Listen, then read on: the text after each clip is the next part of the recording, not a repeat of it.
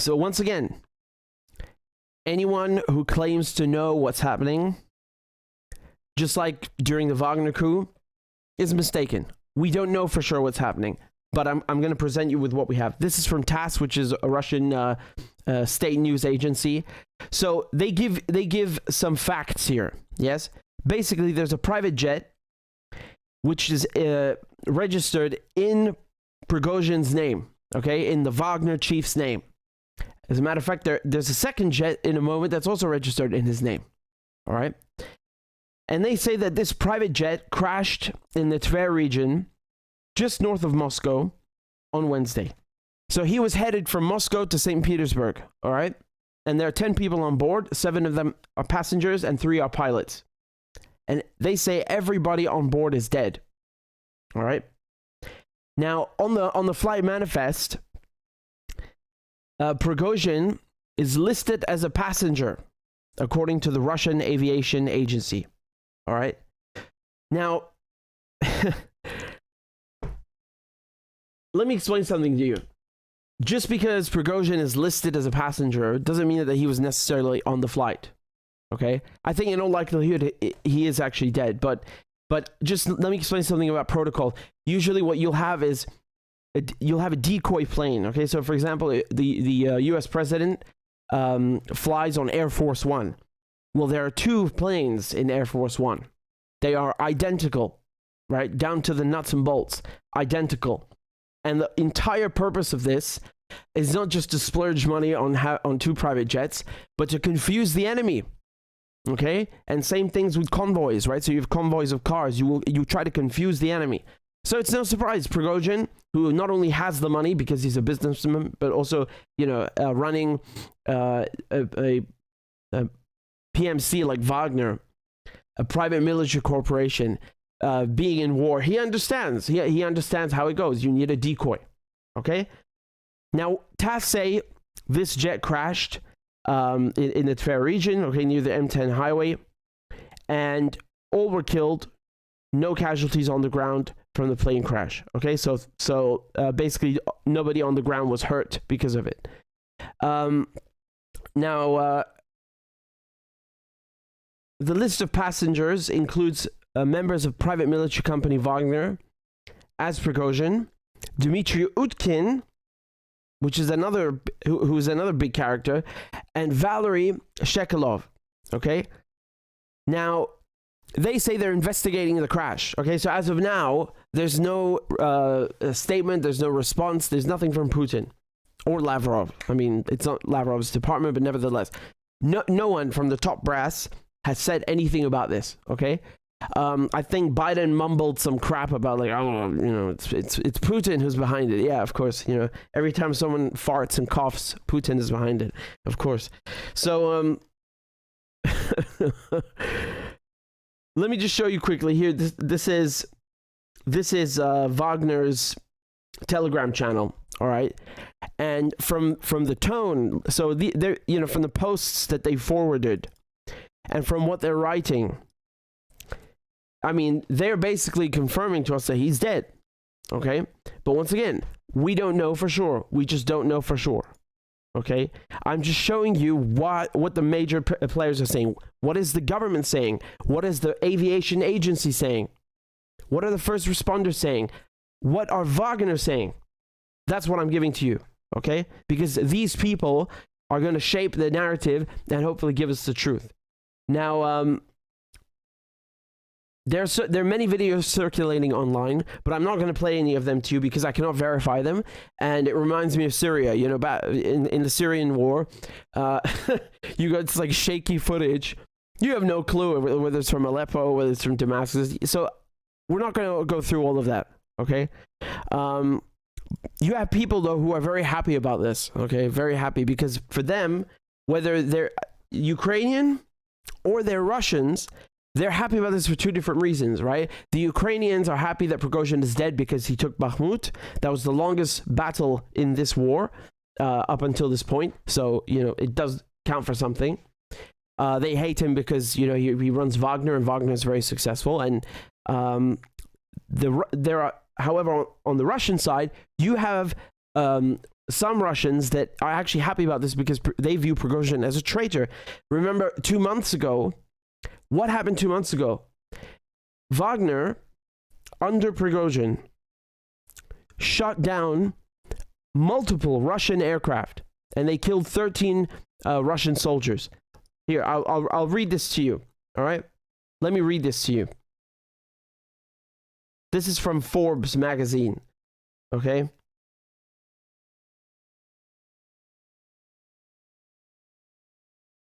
So they say that Wagner shot down 5 helicopters and an Il-22M Kud aerial command post and radio relay plane. It's this thing, okay? These are very, very valuable. I think the Russians, they have maybe 24, maybe a little bit more in stock. So, like, not only are there actual, fellow Russians on board, but the goddamn plane is crucial to the war effort. And Wagner killed, the Ukrainians have tried so hard to shoot these kinds of planes down with no success. And then Prigozhin just comes along and blasts it out of the sky.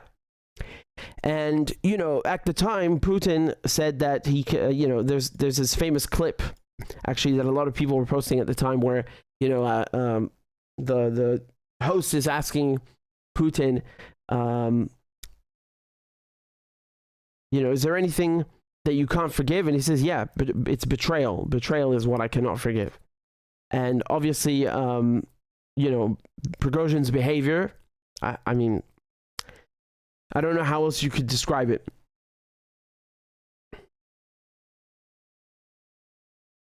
The thing is now that we have to speculate now about what happened. There are many people, okay, who would like to see Prigozhin dead, right? As I just told you, that some of them are on the Russian side, and the majority of them are on NATO's and Ukraine's side. Now the thing is, he was pardoned, right? The charges were dropped rather against Prigozhin, and they raided his house. They filmed it and they posted it online and to humiliate him and remind him who he is and put him back in his place. But basically, Lukashenko and Putin said to Prigozhin, you can go to Belarus and move your operations to Belarus, but you're not coming back to Russia. Lo and behold, Mr. Prigozhin is flying around Russia. I just told you he died on his way from Moscow to St. Petersburg. And this is not the first time. This guy, ever since, for about like 2-3 weeks after the coup, the so-called coup, the mutiny, he didn't set foot back in Russia. But then he's zigzagging all over the place. Just 2 days ago, actually, he was in Africa, right? So there's a little bit of a debate whether he was in Mali. I think he was doing a little tour. You have to understand something. Mr. Prigozhin is not just, a military man. He's a businessman, right? So when he sees this coup in Niger, right, which I covered extensively, please go watch those videos and inform yourself. But when he sees the coup in Niger, which he supports very much, he released an audio message saying, well done, etc., right? And he knows that this is a business opportunity because Wagner have got deals with a lot of African countries, specifically West African countries, Niger's neighbors, right?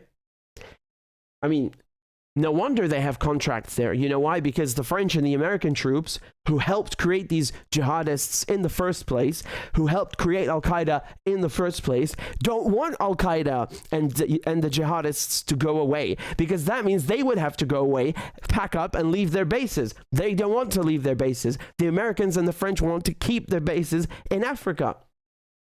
Wagner, on the other hand, just want to get the job done and actually rid the country of the CIA and MI6 scourges that have been inflicted upon these African and Middle Eastern nations. Do you understand? That's why Wagner is successful.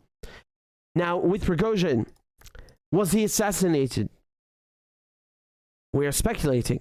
I have no clue if he was assassinated. This could very well be, mechanical error, maybe a human error, whatever it was, just a simple problem that caused the plane to crash.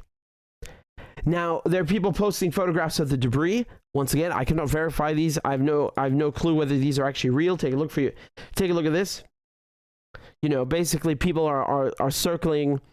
Hold on, let me flip this over. There you go. So, people are trying to point out the fragment holes here, right? So this could be the result of surface-to-air missile, anti-aircraft, and so on. But the thing is, no one has reported seeing an anti-aircraft missile. There's a video that you're going to find probably if you go digging with a blue sky and a bunch of clouds, and people saying, "Look, there's a surface-to-air missile, and it's going after his plane." I don't know that. We can't prove that. We don't know. We can't verify it.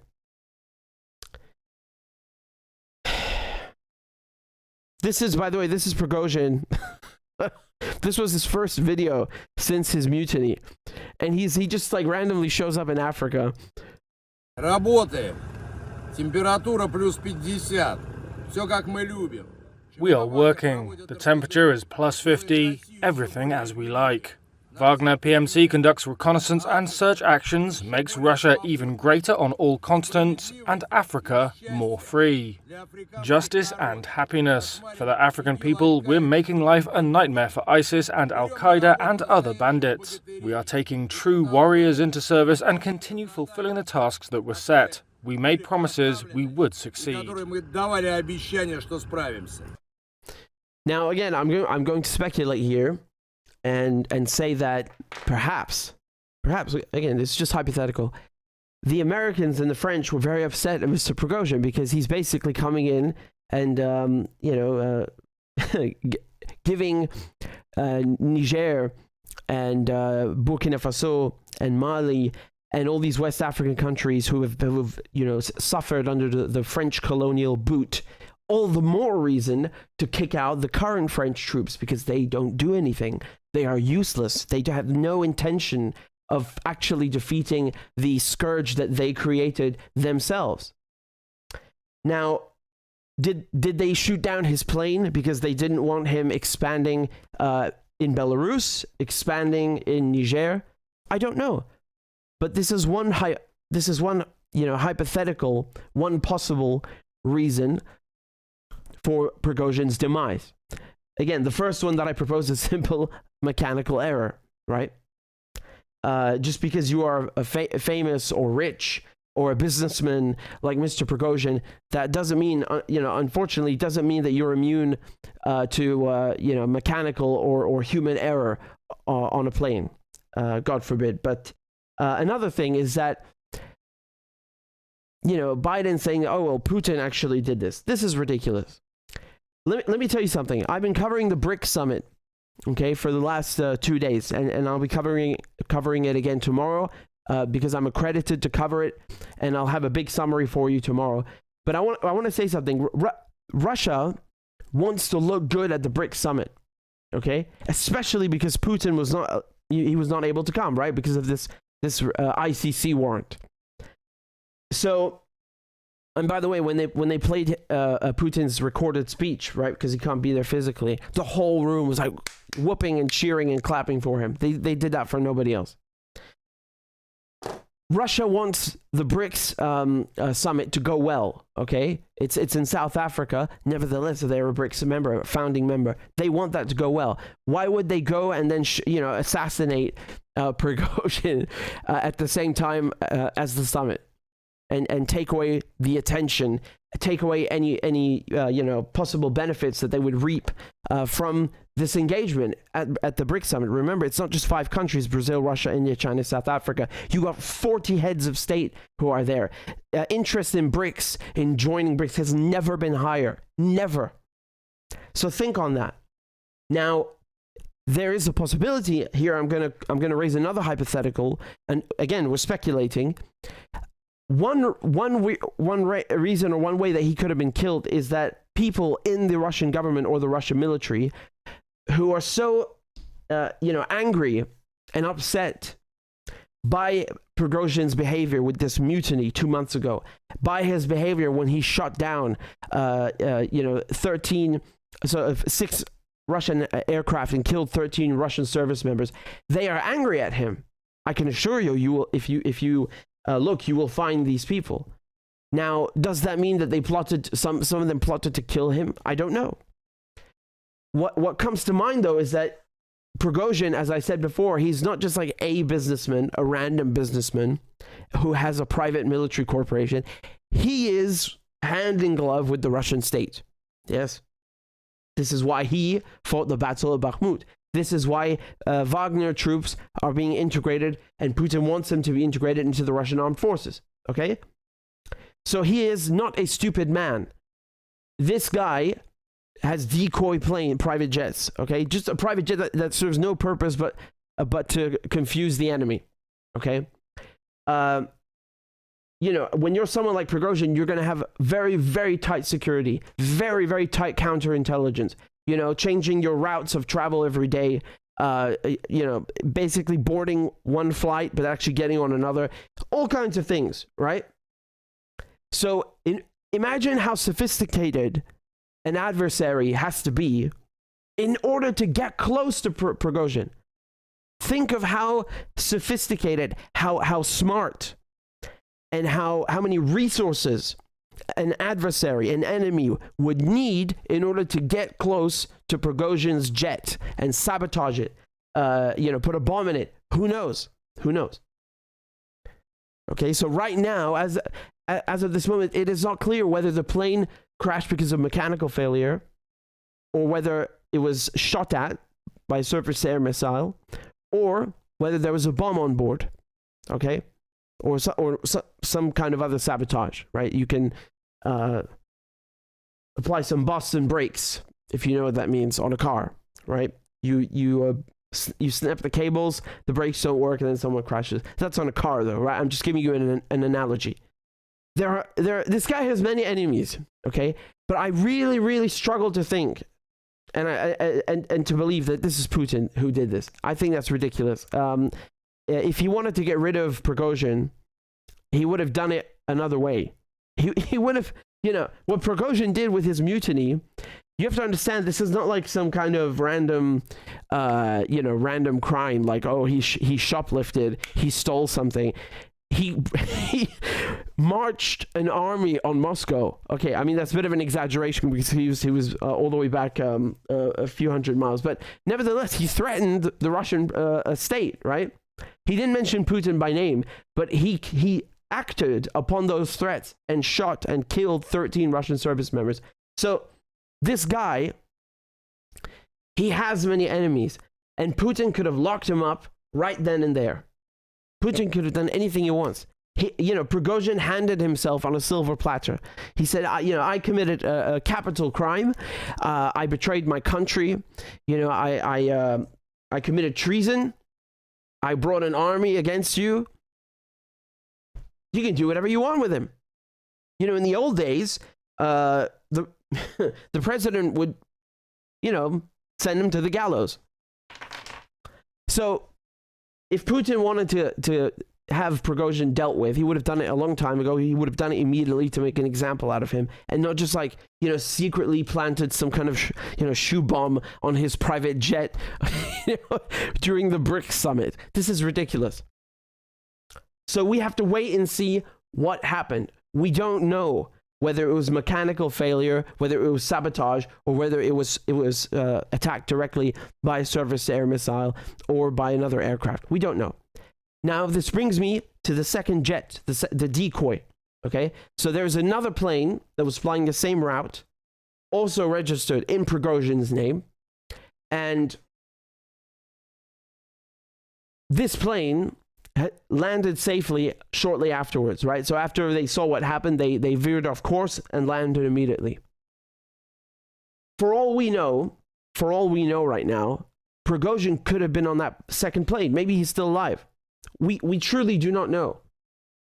In the following hours, in the following days, things will become clear. Okay.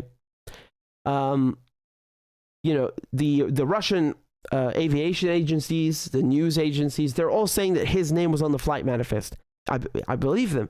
But again, that doesn't mean anything because someone like Prigozhin is going to check in. I mean, it's his plane, right? But he of course, he's going to put his name on the manifest and he just get in another plane because he can afford to, and he must do that. He must do that for his security, for his survival. He must be devious, right? Well, it's not devious. It's more like clever and cunning. But you understand, the fact that his name is on the manifest does not mean anything. So we need additional proof, okay? We need to know what happened, and you know, I assume through the dental records they'll be able to identify the bodies and so on. I see Prigozhin, you know, where do we go from here? I see Prigozhin receiving a state burial, you know, a state ceremony with full honors. Not because, you know, he ever served in the military, in the Russian military. I mean, he did in a way, of course, right? As an auxiliary force. You know, Wagner and the Russian military are one and the same. They're all loyal to Russia. They're all loyal to the president, to Putin.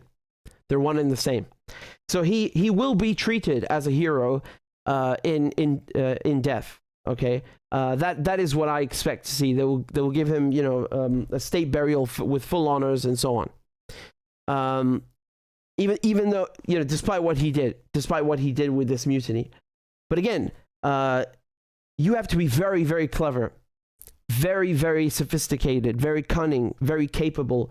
You must have vast amounts of resources to get close to this guy and actually kill him in this manner.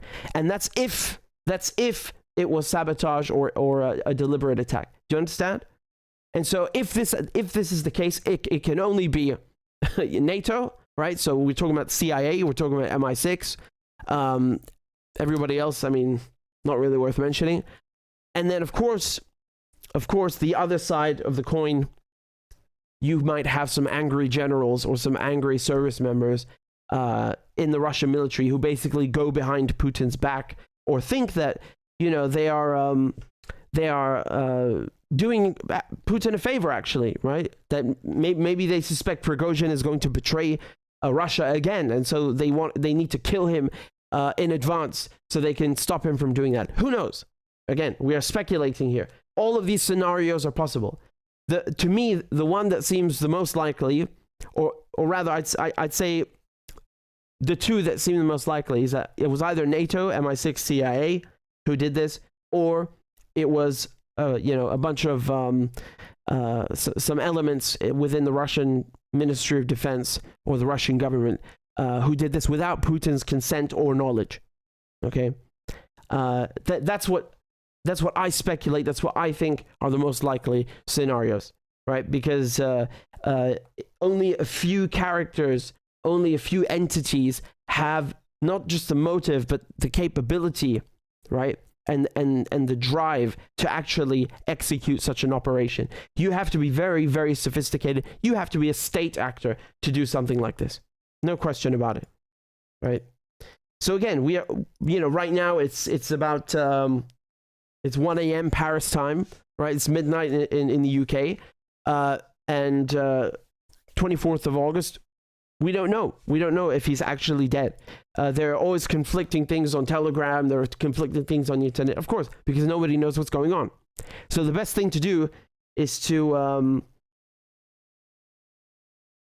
you know, exercise some caution. But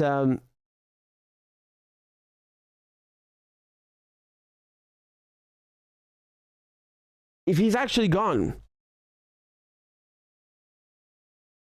I don't think Wagner will fall apart. You know, a lot of Ukrainians, a lot of people in NATO think that if you cut you cut off the snake's head, in this case Prigozhin, that Wagner will just dissolve and fall apart. No, it won't. It absolutely won't. We're talking about one of the most successful private military corporations on the planet, right? Wagner is everywhere. Now, you know, for good or bad, the point is that they're sophisticated.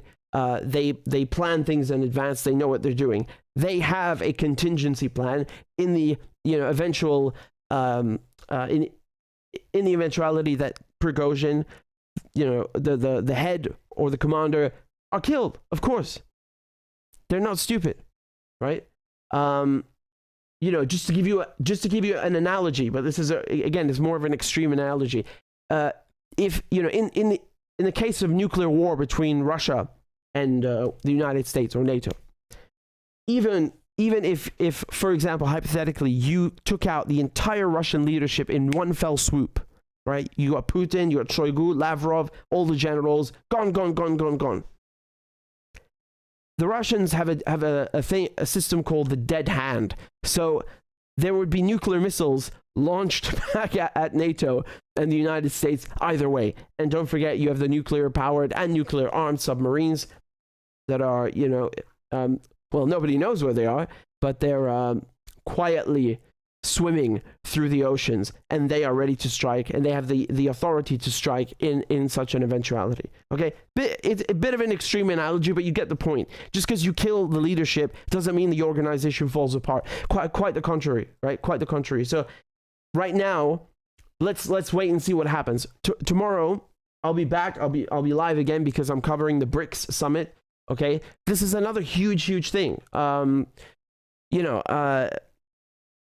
telling you that this summit is not only the most important BRICS summit ever, well, in addition to the first one, but it is going to have repercussions for many years. Okay, very special, very important. So you can see the live thread on Twitter.